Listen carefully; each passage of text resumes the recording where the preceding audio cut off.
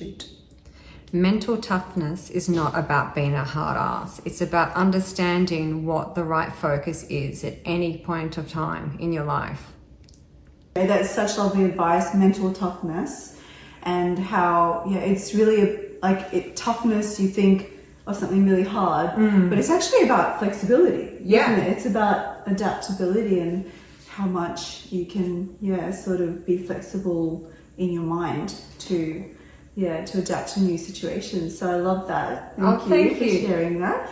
So today we have Shona Stephenson. She is race director of Brisbane Trail Ultra, which is her own event that she hosts every year. Yeah. But she's also the world number 8 in trail running. So Shona, I'll let you explain to us how they determined, that you're world number 8. Cool. Thank you so much for having me on. Yeah. So I was ranked 8th in the world on the Ultra Trail World Tour. So basically, there's about, I think like 20 events across the globe. And so I competed in about 4 or 5 of them. I can't remember. So there was one in New Zealand, one in Australia, so UTN Australia, Ultra Trail Mount Fuji, of course in Japan, one in Ultra Trail de Mont Blanc. So 4 events, and then at the end of that there's a point system, and I ended up being ranked 8th in the world after that. And so this was a little bit like, I'm in retirement now, so this is in 2014. Okay. Which is really cool. So that's why I'm race directing now. Yeah, that's incredible. I read the Trail Run Q&A article on you. And I mean, these trail runs you're talking about, they're over 100-kilometer runs. It's not, for the faint-hearted, for sure.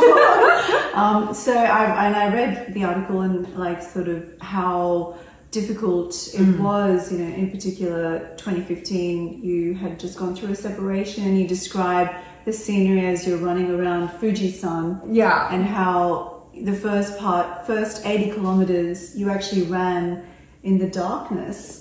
And it was cold, and I think you were saying you had a flu as well. I know, it was awful. And it wasn't this beautiful, snow-capped mountain scenery you were running through, and it very much resonated with how you felt on the inside. And I just loved reading that because, I think, the most kind of, most inspiring people are those that can get through those really challenging times. And I think, in particular, I think today's interview is really a story of heroism, a hero here in Brisbane. So, thank you.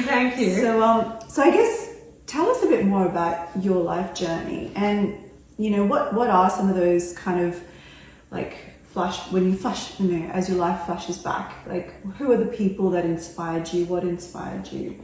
Oh, that's a real tough one, because I guess your journey as an athlete starts, when you're really, really young, because I was, just a gymnast, or really, I wasn't even doing gymnastics at the time, but obviously I was just playing around on a trampoline. And, my PE teacher at the time basically said to my mum and dad, oh, you need to get her into gymnastics. Wow. So he was able to spot the talent straight away. So she needs to get into that. And then the next point was, I think I must have had ADHD, just very undiagnosed, but I would drive my mum nuts. And so off I would go down to the park, but I would also ask my dad things like, oh, Dad, if I want to get better at cross country, what do I need to do? And so at the tender age of 10 years of age, I made my dad my dad used to come and wake me up at 10 to 6 in the morning so I could go for a run. I asked him to do that. So beforehand, oh my gosh, I know, right?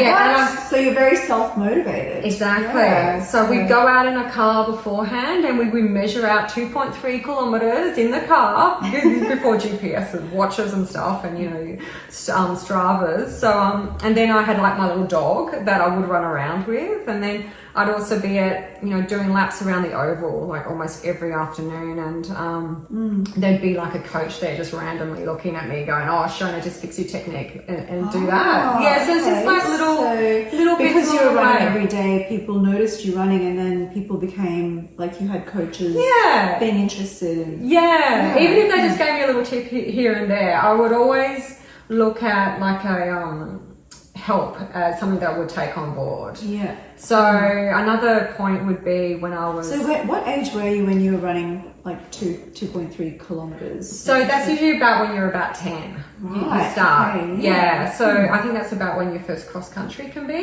Okay. So, and I would do that in 11 minutes or something. Wow. I'd be nuts. That's insanely fast. That's So I could, and I was also on the sprint, like I was also doing track running and so on as well. So I was also a rep netball player as well as an elite gymnast when I was about 11. So I was doing all this stuff, but of course if you're doing all that stuff, you end up getting burnt out. And well, so I mean, burnt out. if you did have ADHD, it would be your superpower. Yeah, well, I would so- actually say I've got ADHD and it's my superpower. Yeah, absolutely. That's But I needed a rest, so I burnt myself out at the age of 11 already. Really? Yeah. Oh, Crazy. So you kind of push yourself, And don't know when to because stop. your mind. It sounds like your mind is stronger than your body. Yeah. And so you push yourself To the point where your body just goes no.